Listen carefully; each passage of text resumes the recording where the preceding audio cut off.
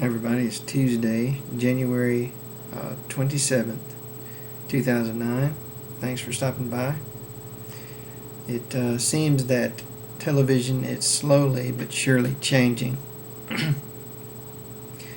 I just saw on YouTube a CBS News, or maybe it was 2020, I'm not really sure, but it was a CBS News program where a reporter talked in depth to Palestinians in the occupied territories, explained some of the things that they are having to live with, talked about Israeli apartheid, and even talked to some of the settlers who were quite open in explaining the reason why they're colonizing the West Bank. They talked about how there will be no Palestinian state, and that's why they're there. They are taking over the land so there can be no two-state solution. And it's pretty disturbing to see these people talk the way they talk. These people whiter than me with thick German accents or thick accents of some European country, talking about how they're taking over the Holy Land and colonizing it so that no Arabs can live there. It's just appalling to watch. But I think I have favorited this video. I think you can see it in my favorites pretty easily.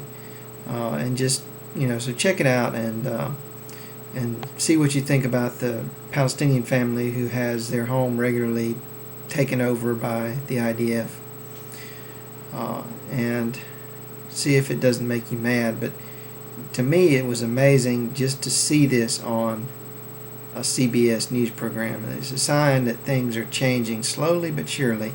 You still can't trust much of what's on TV, especially on this subject, but things are changing, and this is going to hit a moment of critical mass soon, and it's going to change more quickly than ever before. I believe there's going to come a point where it hits critical mass, and it'll be like South Africa all over again.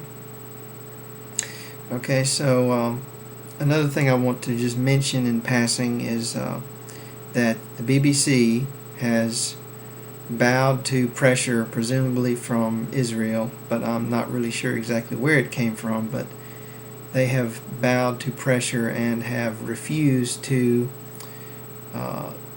show the emergency aid relief for Gaza, for the Gaza civilians who were injured and left homeless and destitute.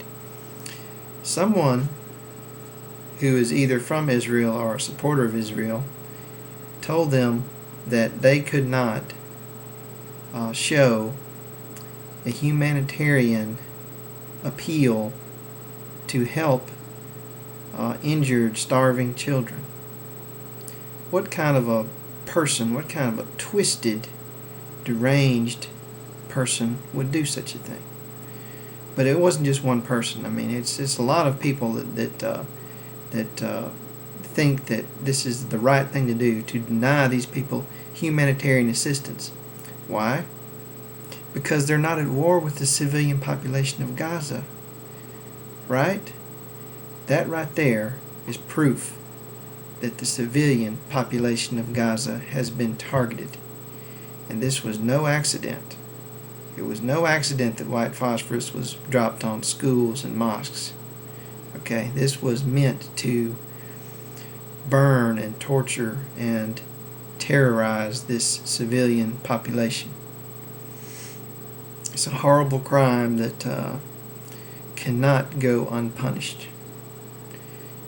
Israel cannot win. We cannot let them win. We must not let them win. They must be stopped. They must be brought to account. They need to take away the microphones from Zippy Livni, all the war criminals.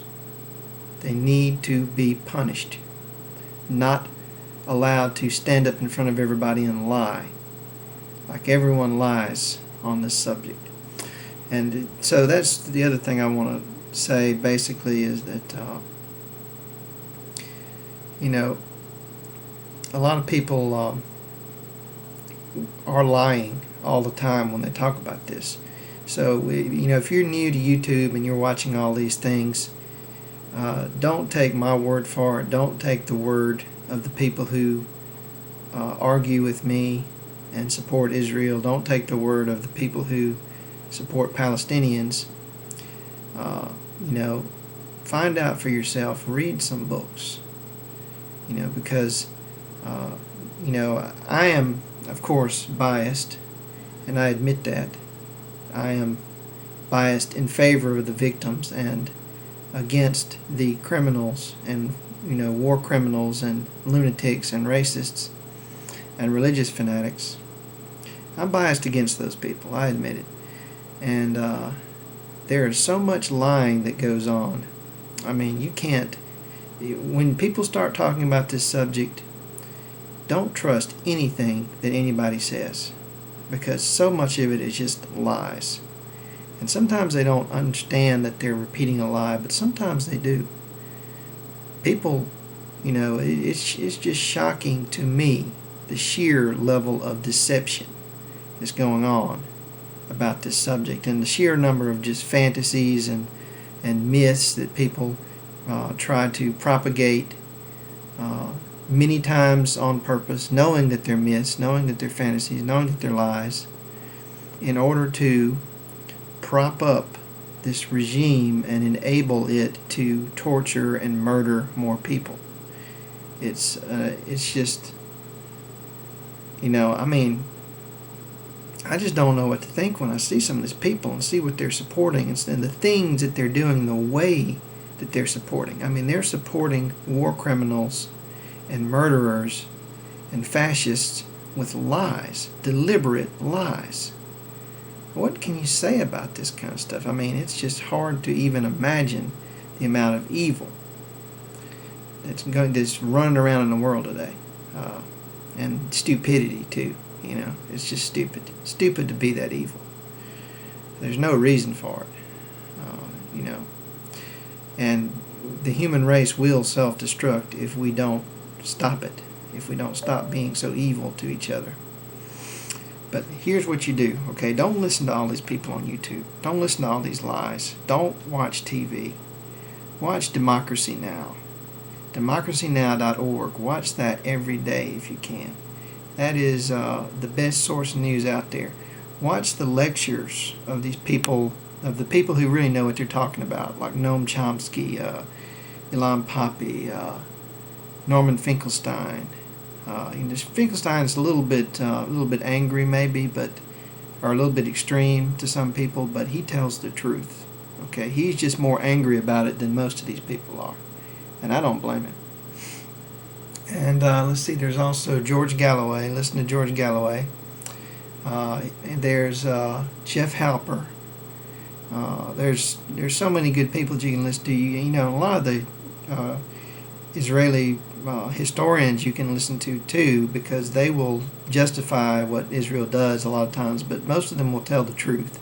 So as long as you don't listen to their, moral conclusions, just listen to the facts. They'll tell you, like people like Shlomo Ben-Ami and Benny Morris, who's, absolutely a staunch Zionist, but still tells the truth to his credit, even though he approves of ethnic cleansing and all these things. And here's Norman Finkelstein's book, where he exposes Alan Dershowitz as a fraud and a apologist for war crimes, a staunch opponent of human rights. Here is Ilan Pappy's The Ethnic Cleansing of Palestine. Get it on Amazon. It's a great book. Ilan Pappy's History of Modern Palestine tells you everything you need to know. And don't forget, Noam Chomsky, Hegemony or Survival. And the title says it all. Great book. Thanks for watching.